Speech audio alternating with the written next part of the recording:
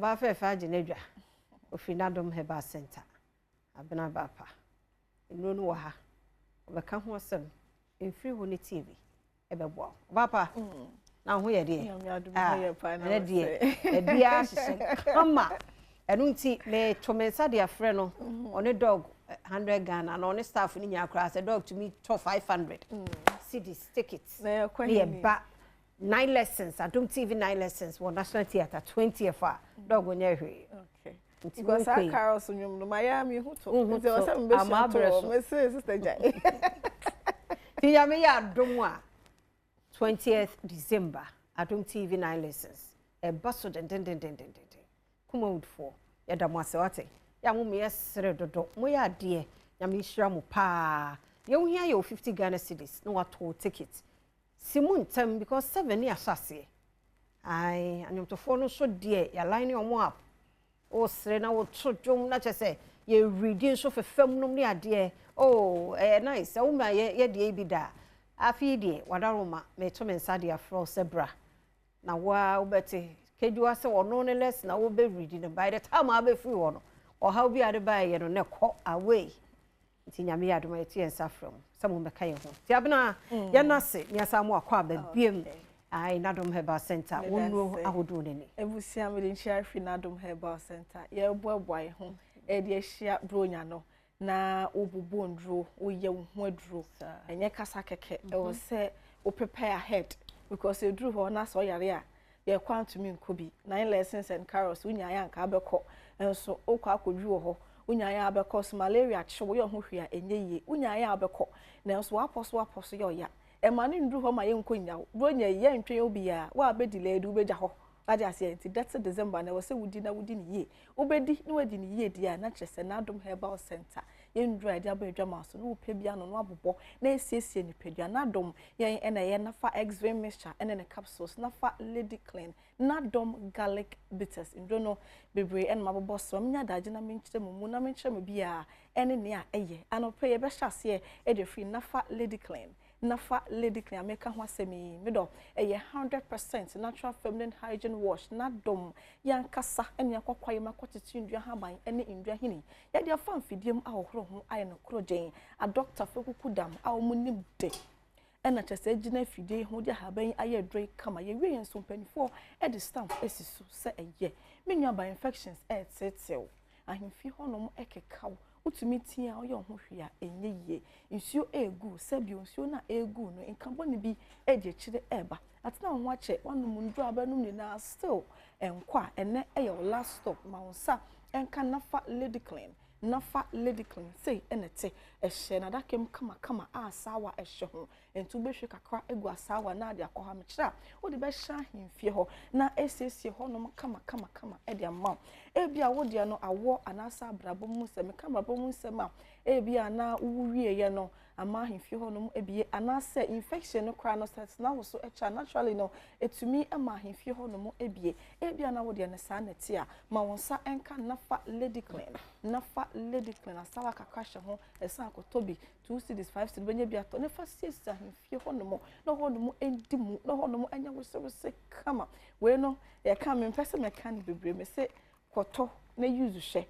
ubaka so abna so rekofie nkasa bebre we you don't hear any nchechiremu bia edru na nkasa siesia himfie ho ho nom te kama oba ne oba we siesie no huna meni na himfie ho so ye de ekoyie wo to nku kese sra wo to wega kese ihye ntade de jai ahi na obeto hye nanso umma attention no enkwa himfie ho men are attracted to hold the sea ohu body no shepe na ekoyie na se okosohwe okwa himfie na so honom enkoyia sister obeja honom akọ obu ho de kwakọhye na maame bi otie kura ogbo na mpese bi we enye obi ya na eye wa himfie ho na enkoyie pay attention obu obeka se oh enka ho so ment sister enka ho a e wo se wutumi ete na most of the times no the infection no eba it take time asa na dan ho edi but wo sha se wo use odo na ba hu se e piepie ba se wo de na sa na tie na so beto do na sha se e piepie ba ko so wa use na de aka mu nyina no embesene enko menua bo bi won so a onya infection na osuro so fere so be ka che ne partner if you say ne partner ne be fin se wa fa na chi ye to da e memma na de bi e yo mo ye ma no eno so e ka ho na infection no eba because obi ho no mo ohia mo ko hia so tumi de ne samo require hye ahemfie ho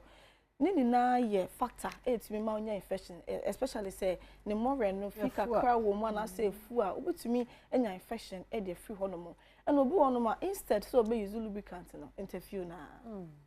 na enzyme no enye good for ahemfie ho no mo no so betumi ma onya infection apart from that we use washroom and say we see panties na under was antamashe obetumi enya infection e de free mo enti say wonya infection na make sure so be catch your partner we treat you ho no so treat ne ho enya sa obenu mundro na noma enko ena ndo so de mo na wonum no eno so the effect for Friday eba be sua ni pedua ne so enti misra wo treat ho a make sure so partner so ebe treat ne ho enti ma no de mu hia combo miensa nafa lady clean nafa x-vein mixture ena ne capsules nafa lady clean x-vein mixture ena ne capsules enti wodi we no hye ho no na wo nom x-vein mixture ne capsules na esiesie ho empempi no ya na meka se bibi sha se dan ho di ewo ni pedua ne aka na hye ne so se ewo moje ne mu enti wo se wutu ase enso begu ahemfi no mekeka wo insu a egu a sebion carbon efri mu eba no ka na hye ne so se ewo body ni mu ewo system ni mu enti wo se wutu ase wodi we ni be hye ho no mo alright then mom se wan no ma ntu ase a wodi be hye ho a enko enti wodi we no hye ho na esiesie wo na mo ho no ma chekama no na wo pe oha no fapem na etu ase eno no ubehia na fa x-vein mixture and the capsules nafa x-vein mixture and the capsules obebubo bi na wanom na etu ase kra e de amount man de 3 combo x-vein mixture and a lady clean and the capsules no benom na esesi honom kama e de amount e mema no so because ana sister you aka ma na say mema no mo de x-vein mixture and capsules no so mema no bebubo bi na wanom na esiesi odwunso twem kama nya be ma odwunso ana wote yaw udwunso ana insufita bi anase moje bi edi chire eba udwunso bi afele sa wadwunso but access still na kakra akem edo na dwa wonda ubadwunso sa ma de achi na wadwunso wi no da se insufita be na se moje bi nso di chire eba entent na ho na enye enhwehan urinary tract infections meche UTI ha dream papa wo tent na ho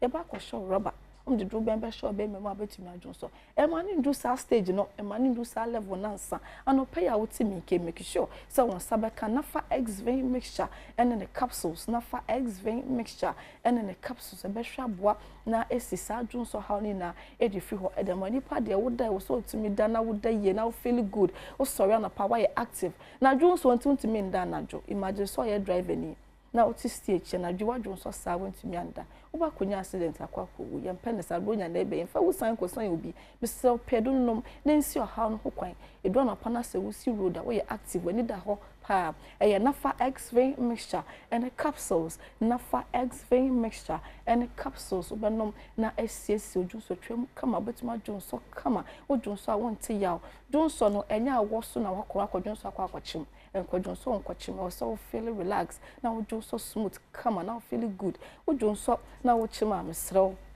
make sure so won sabeka nafa x-vein mixture and then the capsule CB e be hwa boa na eyisa how ni na e de fi hono mo e de amaw yendroi enye na pharmacy shops and herbal shops e wo krom ha bebia no ukwa ubenya bi ato wo de wo kọ na se wo nkai di na frɛ ye number no e 053 11 56 556 053 11 56 556 mwada ajinti na yaha ofra mi ametumi di wachi akọ pharmacy shop na ma pharmacist na kasa na ma hwe no de ehia se bi eni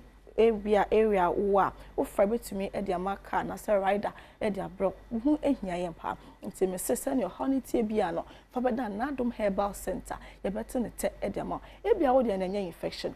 e your menstrual cycle no na emba ye wo sha sese obu nsa na eba 7 days say swat a day or two nature eba any tum e massa ne sene fata nnuaba entent down na enye hwehan moja na emban enfa ne kogu eno so cause another effect another how e woni pedua ni mu enti make sure say bosumi bia wo menstrual cycle mo ja no betumi aba ye se ntumi ma mesro make sure se won sa ebeka nafa lady care wo bi na ma wo menstrual cycle no ntumi emra ye ne sisi so kama ebetumi aflow fe kama eni na ye tuma na ebia na eyi clot no ebeyi sa ha ni na e de fi e de ma fe so eba na wote ye obi won man menstrual cycle ni ba ontumi nkwa adwuma aduane ko ontumi endibi ententena ho make sure se won sa ebeka nafa lady care ni bi ebehwa aboa na wo cycle no etumi aflow kama me sanso esi number no so biom sese ne how ni tie bia no fabra say ya wo mu se me sese ne tie bia no fa bedan ye ye bete ne te e de ama number no e 053 11 56 556 053 11 56 556 053 11 56 556 enyo ma no kosko a monto bi momo no mo fanko especially when we dey hye ne bag mo anya kuntan fa bi koma no se Saturday you be cover sit na fa bi koma no na on fa nsiesie no kama na into infection asene na emfa emaye ya da se Nadom Herbal Center na yete won kan fa number no na fresh sie dog gina so ono obedi nkomo apart from eno so ubora pharmacy ne herbal shops and bi oho wakwaje odi